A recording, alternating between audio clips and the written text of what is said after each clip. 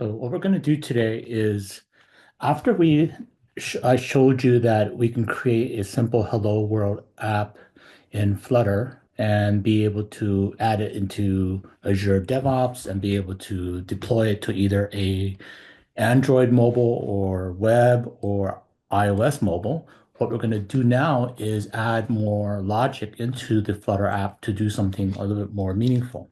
So the first thing we're going to do is add a state management infrastructure or architecture into this Flutter app, and that will help us to be able to separate out the UI, the data, and the business logic. So what we're going to be using for that is something called Flutter Bloc. So we're going to use this AI tool, and we're going to use it in agent mode, and I'm going to use the GPT-O instead of Claude. Say add Flutter Bloc to this project, and then add the the state, event, and block logic to handle the initial state and the in progress state, and successful loaded state for pulling data from a remote source. Okay, so we'll try that. So what it's going to do here is it's going to generate and suggest the changes that we need. So here it's suggesting we're going to add the Flutter block. So first thing it's going to do is we're going to add that. So now that it's added that, it's going to then suggest the coding changes that we need.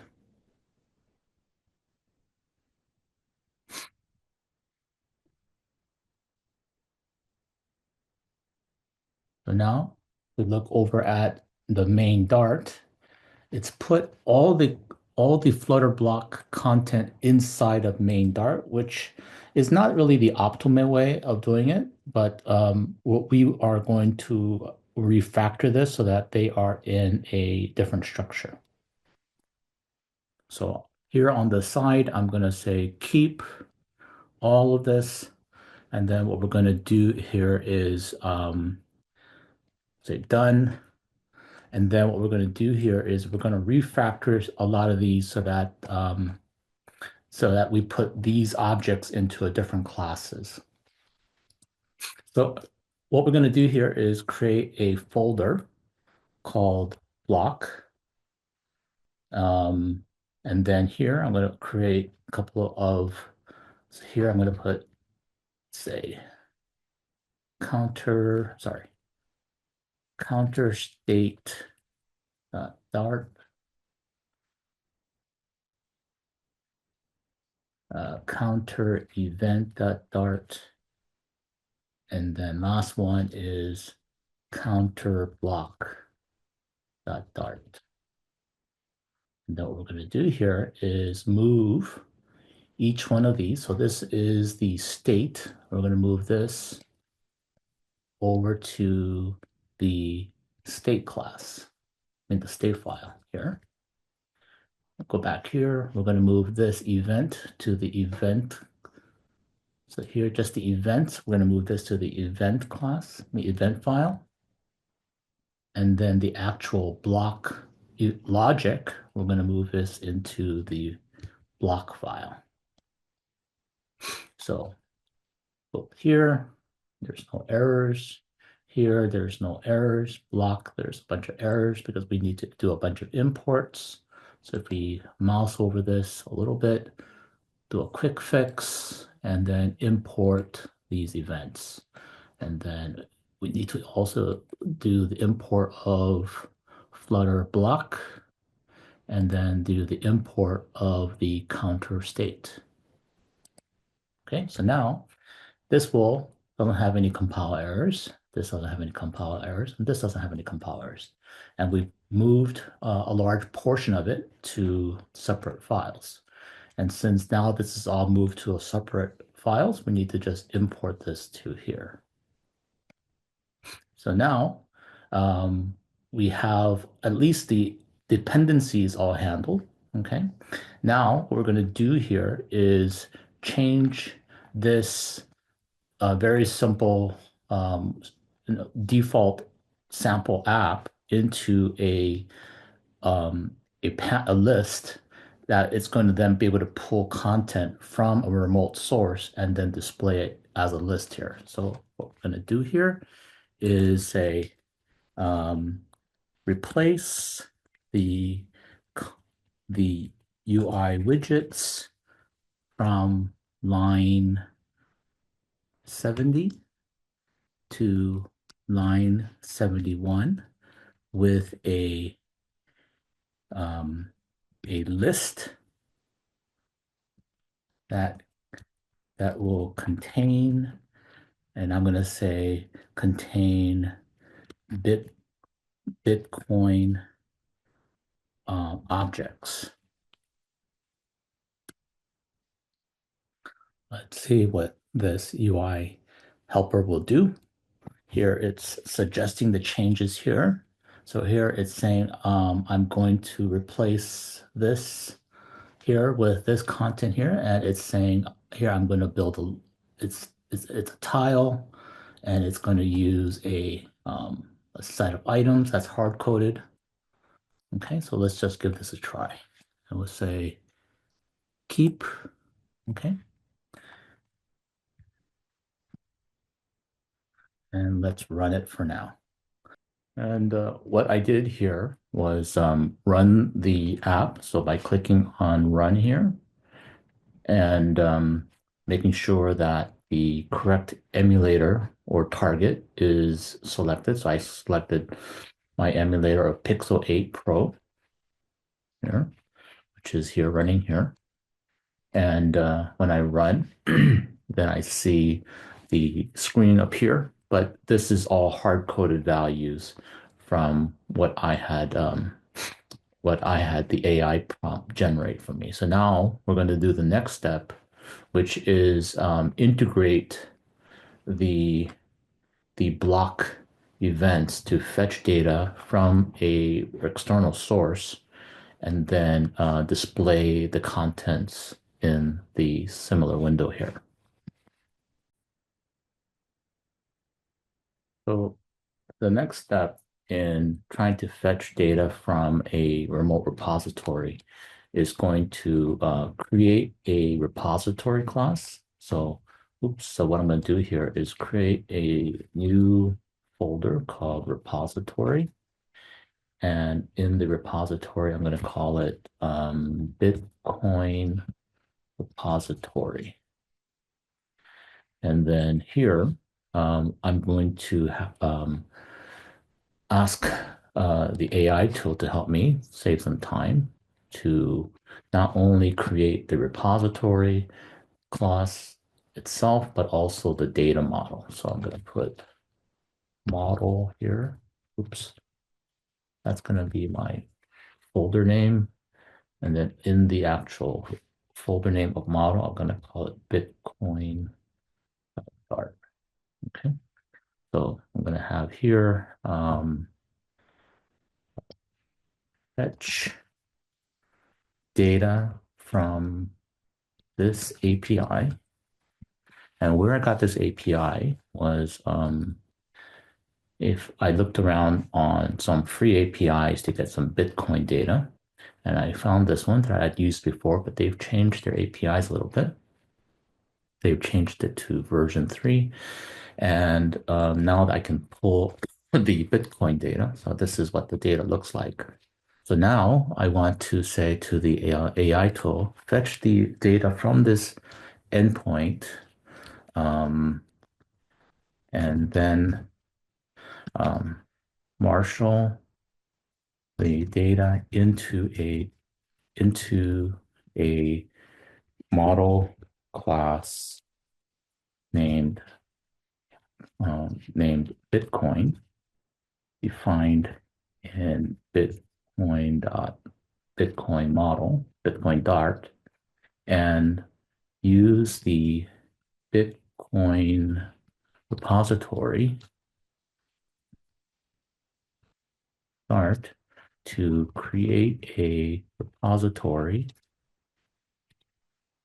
class using HTTP RESTful GET to fetch the data. Okay, so let's give that a try.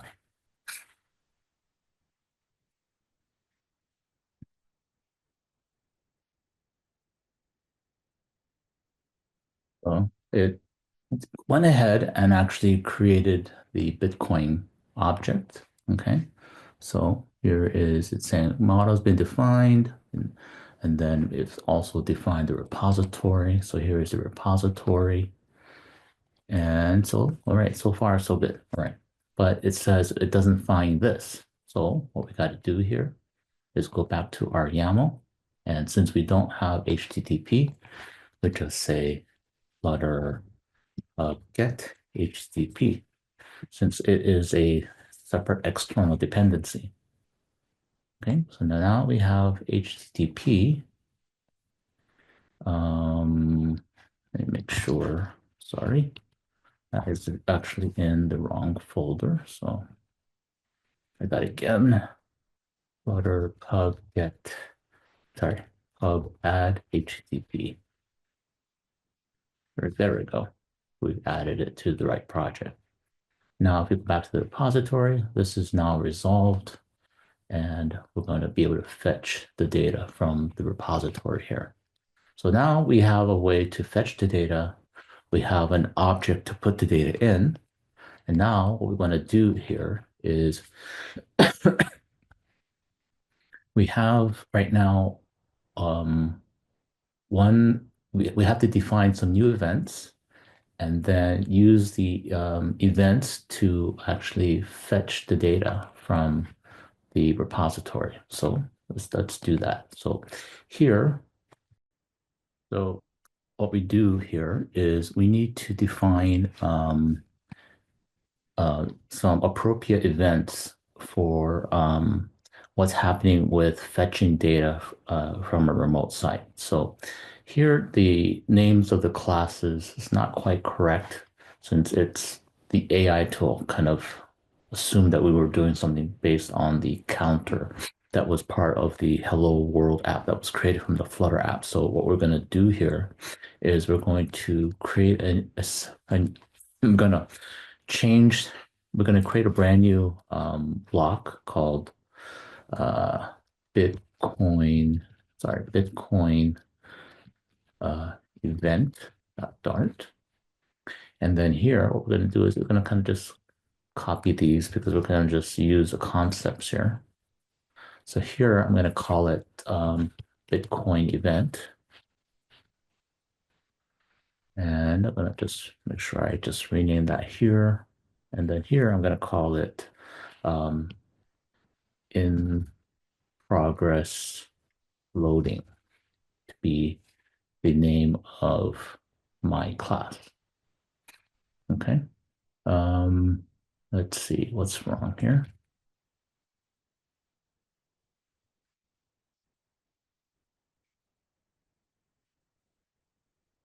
I'm gonna call it in progress.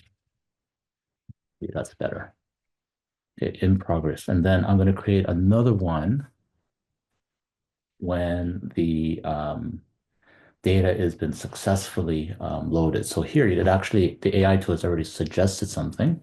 So it says success, but this is not exactly the object that I want to bring back. So instead, what it is going to be bringing back is it's going to be a list.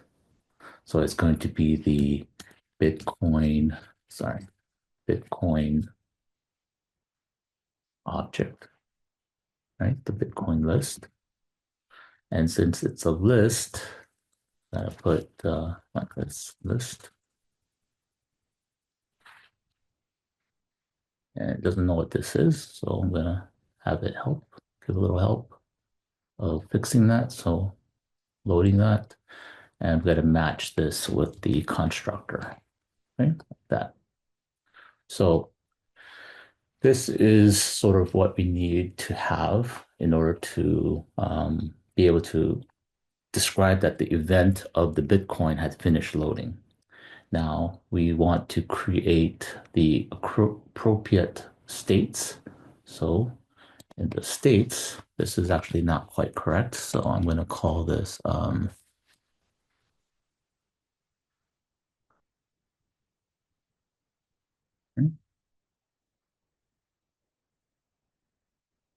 call it the Bitcoin state.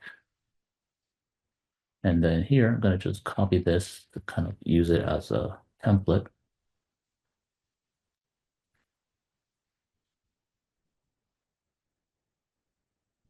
State,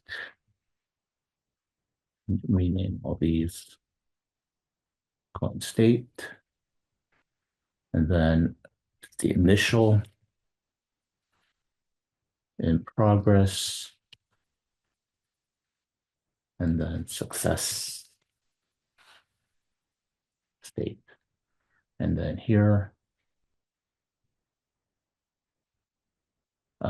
this is going to be, okay, so this is fine for now. I'm going to remove this count here. There for now. And what we're going to do is in the block, but this is the current block, I'm going to create a brand new one. I'm going to call it Bitcoin block art. Kind of model it after the one that got generated by the AI tool. Get rid of these since we're not going to use the counter. And then call these Bitcoin event and then Bitcoin state.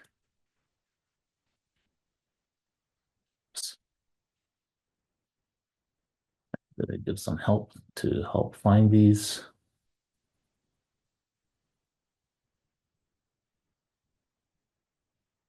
And we're gonna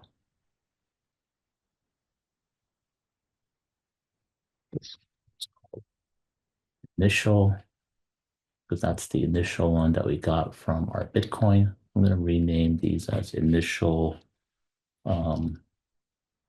That's fine.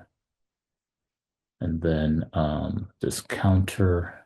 So I am going to use the Bitcoin event of, and so these are actually not correctly named. So I'm going to get rid of this one. And I'm going to call this as the event is called load Bitcoin. And the event is not where I put these. So I'm going to put them in the state, Bitcoin state. That's where the results need to be located. So have this. There we go. There we go. So Bitcoin. So we're going to have it call, the event is called load Bitcoin. And then so on Bitcoin, this is the function we want to call. And then the first state would be in progress because we want to indicate on the UI that we are loading. And then when we are done, we want to set the state to success. Okay, so here is where we would make a call to our repository to fetch the data. Okay, so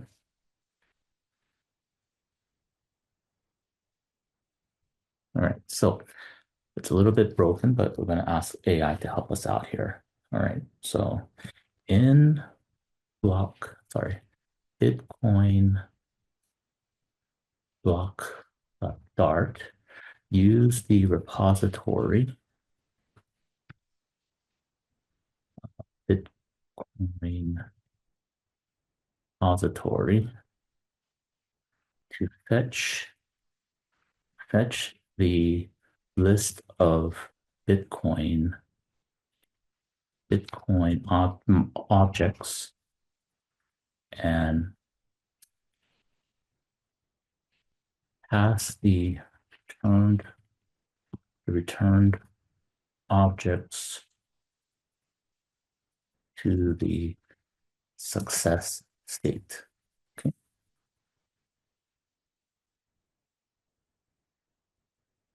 Help us out here. Okay, so let's see. Let's keep it and see what it's done so far. So it's saying, all right, we passed in the repository into our block. We are using the repository, and then we are fetching the repository called get bitcoins. It's going to return back a list of bitcoins. And then it's going to then send that list of bitcoins to success. Since we don't have a failure situation, we should define it. So here is the failure case. Go back here. Now it's fine. And then we're going to get rid of these counter blocks. So let's say delete. And then delete this one as well. And then delete this. So now here, probably have to fix the imports since counter doesn't exist anymore. And this is now called Bitcoin block. Oops, what was...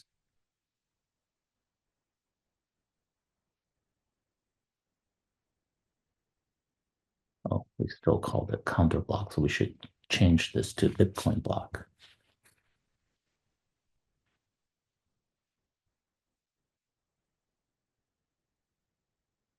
There we go. So now come here, we can call this Bitcoin block, and it should be able to find it. There we go. And it is expecting the repository. We're going to use Copilot to help us fix it. So I'm going to say fix using Copilot.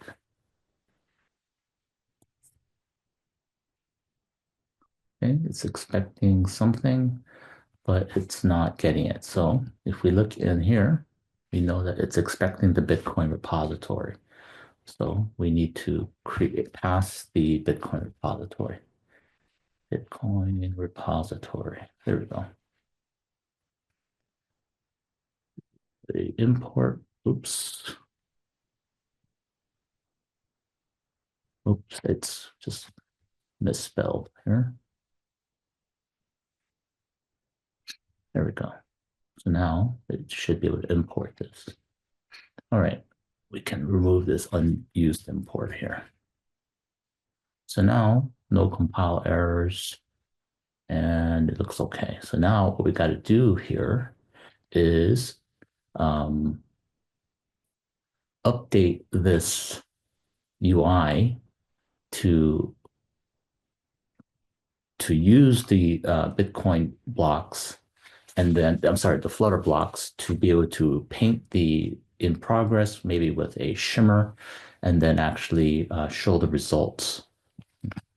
So what we're going to do now is update this main widget here that has the scaffold to become more of a block consumer to handle the build and listener of the Flutter block. So what kind of reviewing what we did so far, we've set up the places where this is with business logic of fetching the data from the repository, from some remote source that's handled by the repository. The repository is the one who would either know whether to fetch it remotely or maybe from a local storage. This is the data object for the data being fetched. And what we're going to do now, again, as I repeat, is to then be able to uh, fetch the content from, to handle the various states from the Flutter block and render it here. Okay. But one more thing that we're going to do here is when the when this object is first created, the state, we're going to launch this event of load Bitcoin so that it will initiate the loading of the data. Okay. So I'm going to say in main.dart, use the block consumer to listen and build for the Bitcoin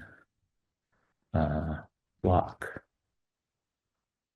for the loading event. In the my home page state, use the init state to um, launch the first block event called, what was it called? Called load Bitcoin. Called load Bitcoin. Okay, let's see how well it does.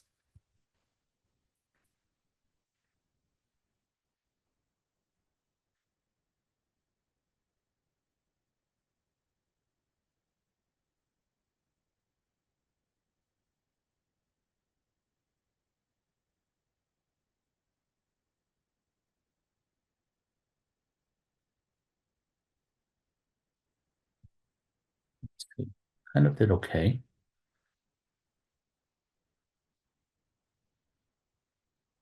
Okay, so let's give it a try. So it's updated to use the block consumer for listening and building to the UI based on the Bitcoin block states. Use the init state to actually trigger the load Bitcoin. Yep, that's right. Okay, let's keep this and let's give it a try. Let's see how well it did. One thing that is complaining about is not knowing about the size of this. So since we don't know initially the size, that's might be a problem. So let's see here.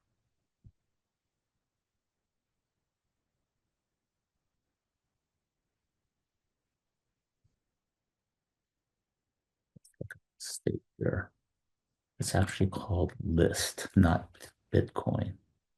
So back here, call it list. It did make an error there. Okay.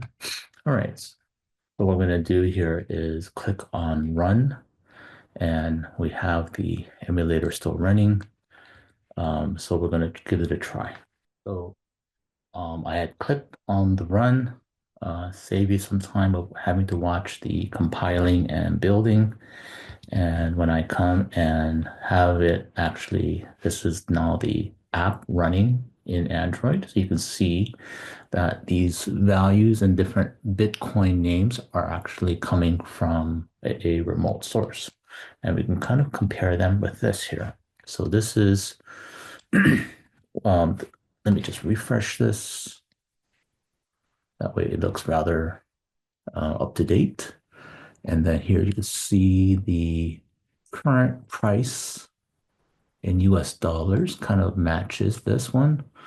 It continually changes by the second, so it's not exactly going to be the same. So this is the other price of the Ethereum, and then with Tether here, so forth. So we did an okay job, and the code that it generated, and so let's kind of recap what we did here. So when the app starts up, and then when this particular widget here starts, it has an init state that happens just once for this widget. And what we're doing here is we are What this does here at line 50, it will go ahead and actually execute or launch that particular event of launching to load the Bitcoin. So that will cause this event to call since it is defined here. And this function is tied to it. And it's saying, while we are loading, we're going to fetch the Bitcoin from a remote source. And then when we get the data back, we're going to let you know that these are not all the data. If we have a failure, we'll send the error state back. And then here in the main, kind of coming back here. So now this thing has changed quite a lot in the build. And you can see that we've introduced this block consumer that has the blocks, the block and the state. And it's saying since we're listening, and if the state is a failure, we're going to show a snack bar message. But if it is not, when it's in the builder state and it's in the progress state, then we're going to show a progress indicator. So if we kind of switch back over here and we can kind of just